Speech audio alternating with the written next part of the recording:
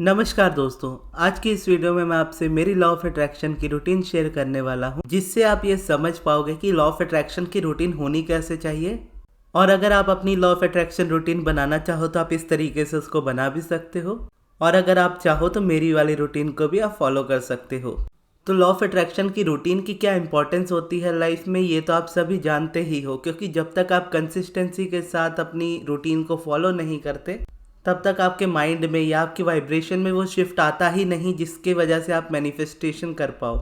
Law of attraction में ज़्यादातर लोग मैनिफेस्ट इसलिए नहीं कर पाते क्योंकि वो उतना टाइम नहीं देते जितना टाइम देना जरूरी होता है। कहीं ना कहीं लॉ ऑफ अट्रैक्शन कोचेस ने ये आपके माइंड में डाला होता है कि कुछ भी मैनिफेस्ट करना है तुरंत मैनिफेस्ट करो, 5 दिन ये वाली टेक्निक करो मैनिफेस्ट हो जाएगा, एक दिन में ये वाली चीज़ मैनिफेस्ट हो जाएगी।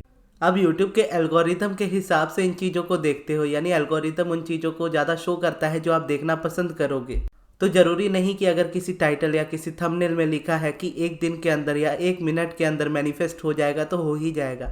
जैसे 17 सेकंड्स रूल है, वो वर्क डेफिनेटली करता है। 17 सेकंड्स ही आपको चाहिए होते हैं एक वाइब्रेशन को एक्टिवेट करने के लिए, और 1 मिनट के ऊपर 68 सेकंड जब वो जाती है वाइब्रेशन, और अगर उसमें कोई रेजिस्टेंस नहीं है तो आप उसको मैनिफेस्ट कर सकते हो। लेकिन 17 सेकंड किसी थॉट पे फोकस करना और उस तरह के थॉट जब आए और उसको 68 सेकंड तक ले करके जाना या उससे भी आगे कंटिन्यू कर पाना तभी पॉसिबल होता है जब आपकी वाइब्रेशन उस तरीके की हो जिस तरीके की आप एक्सपेक्ट कर रहे हो अपनी मैनिफेस्टेशन को।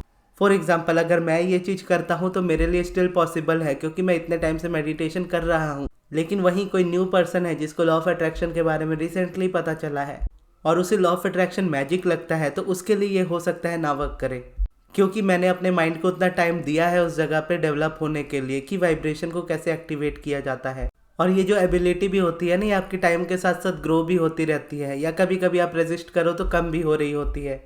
तो इसीलिए इस जगह पर आपको कंसिस्टेंट प्रैक्टिस चाहिए होती है। आप जितना कंसिस्टेंट रहोगे आप उतना ज़्यादा मैनिफेस्ट करना सीखोगे और उतनी आसानी से सीखोगे। और जहाँ आपकी कंसिस्टेंसी ब्रेक होगी आपको खुद ही नज़र आएगा कि आपकी लाइफ में कॉन्ट्रास्ट या रेजिस्टेंस ज़्यादा बढ़ रही है। वहीं पर अगर मेरी रूटीन का देखा जाए तो मेरी रूटीन कभी चेंज नहीं होती। 2 से 3 चीज़ें उसमें हमेशा रहती ही रहती हैं, जिसमें से एक हो जाता है मेडिटेशन, दूसरा हो जाता है पॉजिटिव एस्पेक्ट्स। ये दोनों कभी चेंज नहीं होते। बाई चांस कभी पॉजिटिव एस्पेक्ट्स हटते भी है तो मेडिटेशन हमेशा रहता ही है।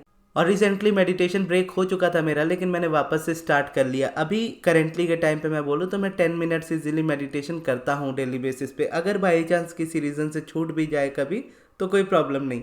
दूसरा, मैं 2 टॉपिक्स पे पॉजिटिव एस्पेक्ट्स डेली लिखता हूँ। एक तो मनी के टॉपिक पे लिखता हूँ और दूसरा मैं लिखता हूँ किसी भी ऐसे टॉपिक पे जो उस दिन मैं चाह रहा हूँ कि उस पर मैं अपना वर्क करूँ, चाहे वो किसी भी चीज़ को लेकर के हो सकता है, किसी पर्सन को लेकर के हो सकता है, या करंट रियलिटी में कोई चीज़ है उसे देख कर हो सकता है।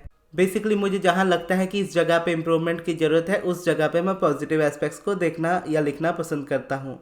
और पॉजिटिव एस्पेक्ट्स लिखने वाला मैंने इसीलिए चूज़ किया है क्योंकि मुझे लिखना पसंद है। अगर आपको लिखना पसंद नहीं आता तो आपके लिए ये प्रोसेस नहीं है, क्योंकि मैं राइटिंग बहुत इंजॉय करता हूँ तो मुझे बहुत मज़ा आता है लिखने में। 1-1.5 साल से भी ज़्यादा समय हो चुका है मुझे पॉजिटिव एस्पेक्ट्स लिखते हुए, और वो भी मनी पे लिखते हुए। एक ही लाइन एक ही सेंटेंस में 2 साल से रिपीट कर रहा हूँ, लेकिन स्टिल मुझे कभी भी बोर फील नहीं होता उससे। और सेम मेडिटेशन में भी है। अब ये दोनों चीज़ें तो मेरी बहुत ज़्यादा इंपॉर्टेंट हो जाती है। इसके अलावा मैं 2 चीज़ें और कर रहा हूँ प्रैक्टिस के तौर पे, जिसमें से एक है बुक रीडिंग करना। यानी अब्राहम की बुक को आजकल मैं पहले से ज़्यादा रीड कर रहा हूँ, क्योंकि माइंड जब बहुत ज़्यादा ओपन हो जाता है ना तो आप बाहर की चीज़ों को बहुत ज़्यादा देखने लगते हो, जो कि मेरे साथ भी हो रहा था। मैं भी बहुत सारी चीज़ें देख रहा था, और जब देख रहा था तो दूसरी टीचिंग्स के पर्सपेक्टिव मेरे माइंड में जा रहे थे, जिससे मुझे ये रेजिस्टेंस हो रही थी मेरी लाइफ में कि मैं अब्राहम की टीचिंग्स को कम करके दूसरी टीचिंग्स पे ज़्यादा फोकस करने लगा था, जो कि रेजिस्टेंस को मेरे ऊपर लोड करने लगी थी पूरी तरह से। अब कई बार होता है कि मैं कंटेंट के लिए कोई चीज़ जान रहा होता हूँ या कोई चीज़ सामने आ जाती है तो मैं देख रहा होता हूँ, बट अगर कभी भी ऐसा होता है, जो कि होता ही है कभी ना कभी, तो यूनिवर्स किसी तरीके से खींच करके मुझे अब्राहम की टीचिंग्स में वापस ले आता है और ये बता देता है कि यहाँ से बाहर निकलने की ज़रूरत नहीं है, सारी चीज़ें अब्राहम के पास है ऑलरेडी। और अब्राहम की जब मैं बुक पढ़ता हूँ तो उसको बहुत धीरे पढ़ता हूँ, बहुत धीरे मतलब बहुत ज़्यादा धीरे पढ़ता हूँ, कि मुझे एक पेज पढ़ने में आधा घंटा लग जाएगा, इतनी धीरे पढ़ता हूँ। एक सेंटेंस को, एक पैराग्राफ को 4-5 बार पढ़ता हूँ। पहले इंग्लिश में पढ़ता हूँ, फिर हिंदी में पढ़ता हूँ, फिर इंग्लिश और हिंदी का मिक्स करके पढ़ता हूँ। यानी बुक इंग्लिश में ही रहती है, लेकिन उसको मैं अपनी लैंग्वेज में इतनी बार रिपीट करता हूँ कि वो बातें मेरे माइंड में फीड हो जाए। अब ये मैं इसलिए करता हूँ क्योंकि अब्राहम की टीचिंग्स मुझे इम्पोर्टेंस उसकी पता है कि अब्राहम ऐसे टीचर हैं कि उनके जैसा दुनिया में कोई नहीं हो सकता। और आपको अपनी लाइफ को चेंज करने के लिए रेपिटेशन चाहिए होता है। रेपिटेशन चाहे आप प्रैक्टिस कर रहे हो, मेडिटेशन की जैसे प्रैक्टिस कर रहे हो, अगर आप कंसिस्टेंसी के साथ डेली कर पाते हो और डेली कंटिन्यू कर रहे हो तो आप ऐसे ही रेजिस्टेंस से बाहर निकल जाओगे। सेम अगर आप कोई चीज़ पढ़ने भी बैठते हो, और ये अगर आप स्टूडेंट हो तो आपको भी ये हेल्प करेगा। एक टॉपिक पे, एक पर्टिकुलर सब्जेक्ट पे आप जितनी देर फोकस करते हो उतना ज़्यादा आप उसको रिपीट कर पाते हो। जैसे अब्राहम की बुक को अगर मैं पढ़ने बैठता हूँ और एक पेज को, एक पैराग्राफ को, एक सेंटेंस को 10-10 बार पढ़ता हूँ, 20-20 बार पढ़ता हूँ, डिफरेंट लैंग्वेज में पढ़ता हूँ, एक पेज पढ़ने में मैं पूरा आधा घंटा लगा देता हूँ। इसमें होता ये है कि जो चीज़ पेपर में छपी होती है ना, वो मेरे माइंड में छपने लग जाती है। और इसके अलावा एक चीज़ मैं और फॉलो करता हूँ, जो मैं कह रहा था वो ये है कि अब मैं ऐसे देखता हूँ लाइफ को कि मुझसे जो नहीं हो पा रहा या जो मैंने कभी नहीं किया, मैं उन चीज़ों को भी करूँगा और इंस्टेंटली स्टार्ट करूँगा कंसिस्टेंसी बनाते हुए। और ऐसा नहीं है कि अपने माइंड में प्रेशर डाल दूंगा या बहुत ज़्यादा चीज़ें रख लूँगा कि मैं कर ही ना सकूँ।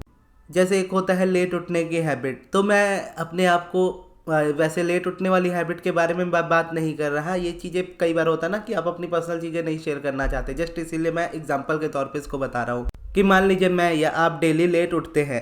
अब आप क्या करोगे, आपने खुद को ये कहा कि अब मुझे डेली जल्दी उठना है, बस इस तरीके से। और ये चीज़ आपको डिस्कम्फर्ट स्टार्टिंग में देती है क्योंकि आप इसको चेंज करने की कोशिश कर रहे हो जो आपकी लाइफ में है। अब यहाँ पर देखोगे तो अलाइनमेंट और रेजिस्टेंस की बात आ जाती है कि जिसके माइंड में उतना प्रिपरेशन है कि हाँ मैं इस चीज़ को कर लूँगा, वो रेडी हो जाएगा स्टार्टिंग में ही करने के लिए। तो आप में से किसी को मैं ये चीज़ रिकमेंड नहीं कर रहा हूँ करने के लिए, ये जस्ट मैं बता रहा हूँ कि ऐसा भी एक प्रोसेस होता है जहाँ पर आप कर सकते हो। जो चीज़ आपसे नहीं हो रही है आप डिसाइड कर लो कि मैं तो ये चीज़ करूँगा ही करूँगा।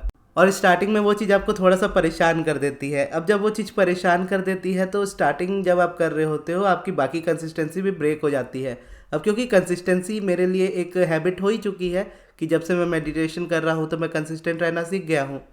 तो ऐसे में अगर इसकी कंसिस्टेंसी में अगर कोई प्रॉब्लम आती है तो मैं मैनेज कर लूँगा। तो इसके लिए मैं इस चीज़ को पॉसिबली कर पाता हूँ। अदरवाइज़ अगर स्टार्टिंग में भी कर रहा होता या मुझे लगता कि हाँ अभी सही टाइम नहीं है तो इस वाली चीज़ को मैं नहीं करता।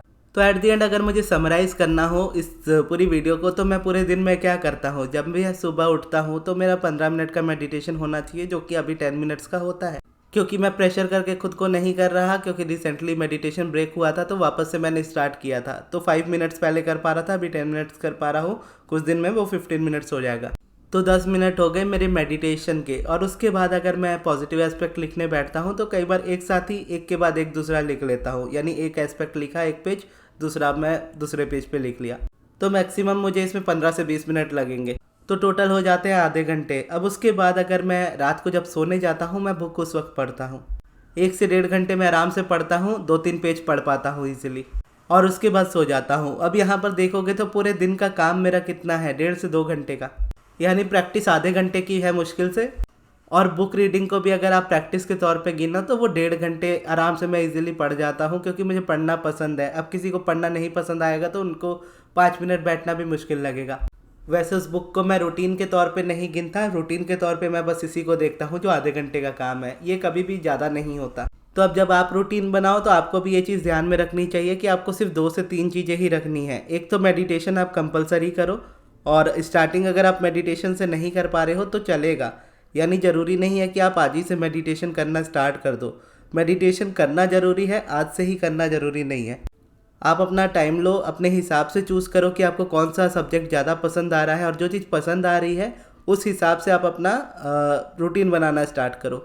जैसे मान लीजिए आपको ग्रैटिट्यूड पसंद आता है तो आप ग्रैटिट्यूड से स्टार्ट कीजिए। आपको पॉजिटिव एस्पेक्ट से स्टार्ट करना है, आप उसमें से स्टार्ट कीजिए। लेकिन जब आप स्टार्ट करोगे और कुछ दिनों में जब आप उसमें कंसिस्टेंट रहने लगोगे, फिर आप मेडिटेशन को ऐड कर सकते हो उसके साथ। और चीज़ें क्योंकि याद रखें 2 या 3 ही होनी चाहिए, प्रोसेस उससे ज़्यादा नहीं होने चाहिए, और रेपिटेशन ही आपको ज़्यादा करना है। तो ज़्यादा प्रोसेस ऐड करने से बेटर है एक ही प्रोसेस को ज़्यादा बार करने की कोशिश करना। जैसे मेडिटेशन अगर मैं करता हूँ तो डेली करता हूँ, तो ये मेरे लिए कंसिस्टेंट वाली प्रैक्टिस हो जाती है, जहाँ पर आप मेडिटेशन डेली कर रहे हो, प्रोसेस चेंज नहीं हो रहा है, एक ही प्रोसेस है लेकिन आप उसको कंटिन्यू कर पा रहे हो, तो वो आपको ज़्यादा रिजल्ट देता है। तो इस तरीके से आप अपनी रूटीन बना सकते हो, और इस रूटीन को भी आप चाहो तो फॉलो कर सकते हो। और A to Z कॉपी करने की ज़रूरत नहीं है। अपने हिसाब से आप इसमें थोड़ा बहुत चेंजेस ला सकते हो। एफर्मेशंस का भी यूज़ कर सकते हो या अपने हिसाब से आपको जो पसंद आ रहा है वो चीज़ें चूज़ कर सकते हो। एट द एंड देखोगे तो ये मैटर नहीं करता कि आप प्रोसेस कौन सा चूज़ कर रहे हो, चाहे एफर्मेशन है, ग्रेटिट्यूड है, पॉजिटिव एस्पेक्ट्स है, सब्लिमिनल है, जो भी है, एट द एंड आपकी कंसिस्टेंसी मैटर करती है। अगर आप उसमें कंसिस्टेंट हो आपको रिजल्ट मिलेगा, अगर आप कंसिस्टेंट नहीं हो आपको रिजल्ट नहीं मिलेगा। और अगर आप अपनी लाइफ में स्टक हो और आपको समझ नहीं आ रहा कि आप कैसे अपनी लाइफ में से निकलो किसी प्रॉब्लम को लेकर के, तो आप उसके लिए मुझसे पर्सनल सेशन अपॉइंटमेंट ले सकते हो या फिर मुझसे अपना पर्सनल सब्लिमिनल बनवा सकते हो। इसके लिए आप मेरे मैनेजर अमृत को कांटेक्ट कीजिएगा उनके व्हाट्सएप नंबर पे। उनका व्हाट्सएप नंबर मैं आपको कमेंट बॉक्स में दे दूंगा। और रूटीन जब भी बनाने जाओगे तो रूटीन बनाने से पहले सभी प्रोसेसेस के बारे में एक बार माइंड में क्रिएट कर लीजिएगा, यानी सोच लीजिएगा कि कौन सा आपको ज़्यादा पसंद आता है। जैसे कहा था लिखने वाला, अगर आपको पसंद नहीं आता है तो ये लिखने वाली चीज़ें आपके लिए वर्क नहीं करेंगी। ग्रैटिट्यूड अगर आपको पसंद आता है तो भी आपको देखना पड़ेगा कि अगर आपको लिखना पसंद आ रहा है तो आप ग्रैटिट्यूड जर्नल यूज़ करोगे, लिखना नहीं पसंद आता है तो आप ग्रैटिट्यूड वर्क करोगे।